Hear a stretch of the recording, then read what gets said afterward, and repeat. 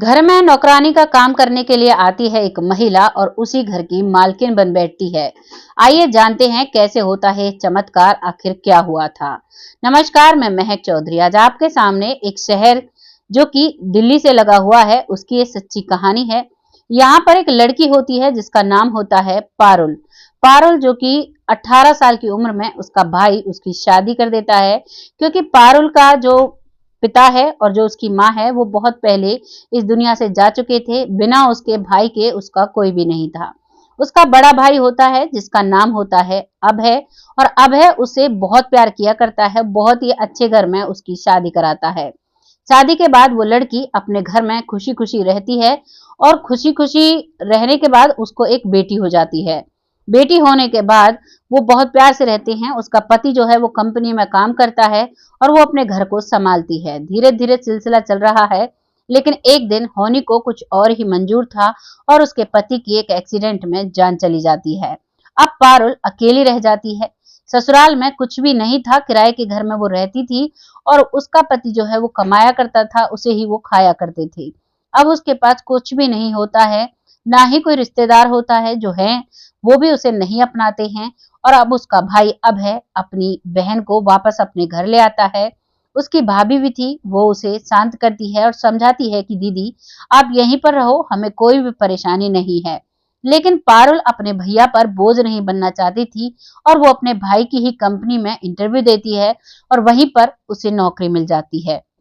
वो भी अपनी नौकरी को बहुत अच्छे से करती है और उसके बाद धीरे धीरे वक्त निकलता है। घर में कोई भी बात नहीं होती है, बहुत खुशी खुशी अपने घर पर रहती है।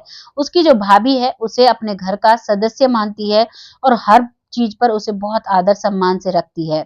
वो भी बहुत खुश है। लेकिन एक दिन जो उसका भाई है अब है, उसका कंपनी प्रमोशन करती है और प्रमोशन के साथ साथ उसे विदेश में नौकरी करने का ऑफर देती है। अब अभय बहुत खुश हो जाता है, क्योंकि कंपनी की तरफ से उसके परिवार को उसके साथ ले जाने का ऑफर दिया गया था।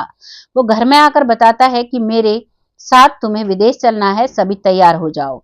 उस दिन रात को सभी खुश हो जाते हैं। सुबह होती है, वो अपनी कंपनी जाता है और अपने डॉक्यूमेंट्स जब लेकर जाता है, उन्हें वेरीफाई कराता है, तो उसकी बहन के और उसकी भांजी के डॉक्यूमेंट्स अलग रख दिए जाते हैं। जब वो अपनी बहन और अपनी भांजी के डॉक्यूमेंट्स को अलग पाता है, तो वो कहता है कि सर, ये भी मेरा परिवार है और इनके साथ ही मैं जाऊंगा। तभी वहां पर सर कहते हैं कि यहाँ पर सिर्फ तुम्हारी पत्नी और तुम्हारे बच्चे ही तुम्हारे साथ जा सकते हैं, तुम्हारी बहन तुम्हारे साथ नहीं जा सकती। इस बात को सोच सोचकर अब अभय बहुत परेशान हो जाता है और अभय सोचता है कि अब क्या किया जाए। वो मन ही मन ठान लेता है कि अब मैं ही अकेला विदेश जाऊंगा, मेरी पत्नी, मेरे बच्चे और मेरी बहन यहीं पर रहेगी। वो घर आता है। घर आने के बाद उसकी पत्नी पूछती है कि कब हमें पैकिंग करनी है, क्योंकि हमें सुबह जाना होगा। सुबह जाना है या कितने दिन बाद जाना है, बताइए, मैं अपनी फ्रेंड्स को भी बता दूंगी। तभी अभय कहता है कि अब किसी को भी नहीं जाना, मैं अकेला जाऊंगा, तुम सभी यहाँ पर रहोगे। इस बात से सब मायूस हो जाते हैं, सब उदास हो जाते हैं। अभय के दोनों बच्चे भी मायूस हो जाते हैं। तभी उसकी पत्नी थोड़ी देर बाद पूछती है कि क्या हुआ, कल तो आप कह रहे थे आप और आपका पूरा परिवार जाएगा। तभी वो बताते हैं कि मैं और तुम और सिर्फ बच्चे जा सकते हैं, बहन नहीं जा सकती। फिर पारुल का क्या होगा। उसकी पत्नी समझदारी दिखाते हुए वहीं पर मामले को संभालती है और कहती है कि आप राजी खुशी वहां पर जाओ और वहां पर जाकर मेहनत करो, और हम यहाँ पर दीदी के साथ बहुत खुश रहेंगे। अब अभय को थोड़ी तसल्ली मिलती है, हो जाता है विदेश जाने के लिए और उसके डॉक्यूमेंट्स बनने लगते हैं। तभी पारुल एक फैसला लेती है। वो मन ही मन सोचती है कि मेरी भाभी यहाँ पर अकेली रहेगी और मेरा भाई वहां पर रहेगा, मेरी वजह से दोनों अगर अलग रहेंगे तो ये सही नहीं होगा, क्योंकि उसके पति की डेथ हो चुकी थी। वो समझती थी पति से दूर रहने का गम क्या होता है। और अब वो अपने भाई से कहती है कि भाई, मैं यहाँ पर नहीं रहूंगी, मुझे एक जगह नई नौकरी मिल गई है और मैं वहां पर जाकर नौकरी करूंगी, वहीं पर मैं और मेरी बेटी रहेंगे। तुम और भाभी राजी खुशी अपने विदेश जाओ, अपना काम करो और बहुत अच्छे से रहो, मैं इसी में खुश हूँ। इस पर उसका भाई अभय कहता है कि कहाँ तुम्हें नौकरी मिली है, हमें सारा एड्रेस दो, हम जानना चाहते हैं। वो कहती है कोई बात नहीं, मैं आपको शाम को बताती हूँ। अब वो सुबह जाती है। उसे पता चला था कि एक बंगले का जो मालिक है उसे फुल टाइम के लिए एक नौकरानी चाहिए, जो सारा दिन उसके घर में रह सके, रात को भी उसके घर में रह सके, क्योंकि उसकी पत्नी बीमार है। अब वो वहां पर जाती है, वहां जाकर अपने कागज दिखाती है और कहती है कि मुझे सारे दिन और रात यहाँ पर काम करना है, यहीं पर मैं रहूंगी, मेरे पास एक बच्ची है, मेरे पति का देहांत हो चुका है। इन सभी चीजों को वो देखती है। उसकी जो मालकिन होती है, वो मालकिन सब कुछ देखकर कहती है कि तुम तो काफी जवान हो, तुमने दूसरी शादी क्यों नहीं की? तभी पारुल कहती है कि मुझे अपनी बेटी का जीवन बनाना है, इसीलिए मैंने दूसरी शादी नहीं की। मैं इसके साथ ही खुश हूँ, मुझे इसी के साथ रहना है, मुझे इसी को पालना है। उसके विचार सुनकर मालकिन को खुशी होती है, मालकिन को शांति मिलती है कि ऐसी लड़की हमारे यहाँ पर काम करेगी तो बहुत अच्छा रहेगा। मालकिन जो है, उसका जो पति है वो अभी अपने बिजनेस के काम से बाहर गया है और मालकिन अब उसे सिलेक्ट कर लेती है। वो दूसरे दिन आती है, कहती है कि दूसरे दिन आना है और अपनी बच्ची और अपने कपड़ों को लेकर आना, बाकी सब सुविधाएं आपको यहाँ पर मिल जाएंगी। वो अपने घर जाती है और अपने भाई को सारी चीजें बताती है। अब उसके भाई को भी तसल्ली हो जाती है। पहले तो उसका भाई और उसकी भाभी कहते हैं कि हमें अच्छा नहीं लगेगा, आप दूसरों के घरों में काम करोगी। तभी वो कहती है कि एक जॉब की तरह है, मैं जॉब ही की तरह करूंगी वहां पे, और ऐसा मुझे कोई दिक्कत नहीं है, आप खुश रहिए, बस आप किसी भी चीज की चिंता ना करें। अब वो तो विदेश चले जाते हैं और वो अपना सामान लेकर उस मालकिन के पास चली जाती है। वहां जाकर देखती है कि मालकिन सारे दिन बिस्तर पर रहती है। उन्हें कोई ऐसी गंभीर बीमारी है जिसकी वजह से वो ज्यादा चल फिर नहीं पाती हैं, ना ही वो काम कर पाती हैं। और जो उस घर का मालिक है वो बड़ा बिजनेसमैन है, उसकी कंपनियां हैं कई, और कई सारे वर्कर उसके अंडर में काम करते हैं। इन सब चीजों को देखती है पारुल और बहुत ईमानदारी से अपने काम में लग जाती है। परिवार को पारुल की आदत हो जाती है और अब जो मालकिन है, एक दिन उसे बहुत तेज परेशानी होती है, बहुत तेज दर्द उठता है। तभी पारुल तुरंत अपने साहब को फोन करती है और वो कंपनियों का जो मालिक है, वो उस घर का मालिक है, वो आता है। आने के तुरंत बाद अपनी पत्नी को हॉस्पिटल में एडमिट कराता है। हॉस्पिटल में लगभग 3 महीने वो एडमिट रहती है और उसके बाद वो इस दुनिया में नहीं रहती है।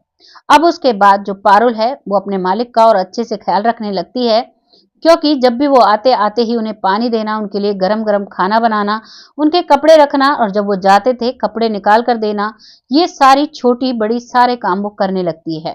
धीरे धीरे उसकी बेटी बड़ी हो रही थी और अब यहाँ पर पारुल को करीबन 1.5 साल हो चुका था। अब वो बेटी पढ़ाई के लायक हो गई थी। तभी वो मालिक कहते हैं, मालिक का नाम होता है अभिषेक। अभिषेक कहते हैं कि बेटी पढ़ने के लायक हो गई है, आप अपनी बेटी का स्कूल में एडमिशन क्यों नहीं कराती? इस बात पर पारुल कहती है कि मैं अपनी बेटी का किसी स्कूल में एडमिशन कराऊंगी, लेकिन ट्रांसपोर्ट का खर्चा होता है तो मैं कैसे करा पाऊंगी। इसी बात को सोचकर वो चली जाती है वहां से, मालिक के पास से, और अपने कामों में लग जाती है। तभी मालिक सोचता है कि ऐसा करते हैं कि इस बच्ची का किसी अच्छे से स्कूल में एडमिशन कराते हैं, तो पारुल मना कर देती है। मालिक फिर सोचता है कि मुझे लगता है शायद इसके पास पैसों की कमी है, तो मालिक उस बच्ची को ले जाकर खुद ही एक अच्छे स्कूल में उसका एडमिशन करा देता है और उसके लिए ट्रांसपोर्ट घर से लगा देता है। डेली उसे बस वहां से लेकर जाती और डेली वहीं पर छोड़ जाया करती। पारुल की बेटी बहुत अच्छे से पढ़ती है और वो पारुल भी बहुत खुश रहने लगती है। लेकिन जो वो मालिक था, उसकी कंपनी में काम करने वाले कुछ लोग उस मालिक को देख लेते हैं। वो मालिक उस बेटी के स्कूल में गार्जियन की जगह पर जाया करता और सभी पीटीएम वगैरह अटेंड किया करता। इस बात से लोग हंसने लगते हैं कि एक नौकरानी की बेटी को ऐसे रखते हैं जैसे उनकी ही बेटी हो। मुझे तो लगता है नौकरानी के और इसके बीच में कोई चक्कर है। इस बात को जो पारुल है वो सुन लेती है। वो सब्जी लेने के लिए जाती है तो वो लोगों को बातें करते हुए देखती है। वो लोग उसकी तरफ बहुत अजीब सी निगाहों से देखते हैं। उसके बाद आने के बाद पारुल एक डिसीजन लेती है और कहती है कि साहब, आज के बाद मैं यहाँ काम नहीं करूंगी, आप अपने घर के लिए कोई और नौकरानी देख लीजिए। इस बात पर अभिषेक कहता है कि ऐसा क्या हुआ, तुम तो कल तक बहुत खुश थी, आज ऐसा क्या हुआ? तभी पारुल सारी चीजें बता देती है। वो कहती है कि आपके बारे में लोग बदनामी करते हैं और मैं नहीं चाहती मेरी वजह से देवता समान मेरे मालिक को बदनामियों का सामना करना पड़े। इस बात पर अभिषेक कहता है कि लोगों का क्या है, लोगों को काम तो कहना है, हमें तो जीना है और बस जीवन की राह पर चलते जाना है। लेकिन पारुल नहीं मानती है। वो कहती है कि नहीं साहब, मैं अपनी वजह से आपकी बदनामी नहीं चाहती, और अब वो जाने लगती है। तभी अभिषेक कहता है कि चलो ठीक है, क्यों ना हम दोनों शादी कर लें, वैसे भी तुम मेरे घर का सारा काम देखती हो, सब कुछ तुम ही संभालती हो, एक मालकिन की तरह रहती हो, और अब तुम असल में ही मालकिन बन जाओ। इस बात पर पारुल मान जाती है और अब पारुल से अभिषेक शादी कर लेता है और दोनों पति पत्नी बहुत अच्छे से उस घर में रहने लगते हैं।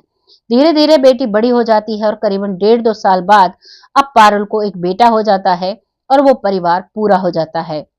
सभी लोगों की मुंह बंद हो जाते हैं और एक परिवार को एक मालकिन मिल जाती है और 2 फूल से उस आंगन में बच्चे हैं और बहुत राजी खुशी वो रहते हैं। ज्यादातर लोग बात बनाते हैं कि करोड़ों का मालिक था और एक नौकरानी से प्यार करने लगा और उससे शादी कर ली, लेकिन असल सच्चाई ये थी। आपको इस कहानी को सुनकर कैसा लगा? अपनी राय कमेंट बॉक्स में लिखिएगा। बहुत जल्द ऐसी ही किसी कहानी के साथ आती हूँ। तब तक वीडियो को शेयर करते रहें, क्योंकि आपके शेयर से हमें मोटिवेशन मिलता है, और अपनी राय कमेंट बॉक्स में लिखते रहें, जिससे कि हम ऐसी ही वीडियो आपके सामने लाते रहें। जय हिंद, जय भारत।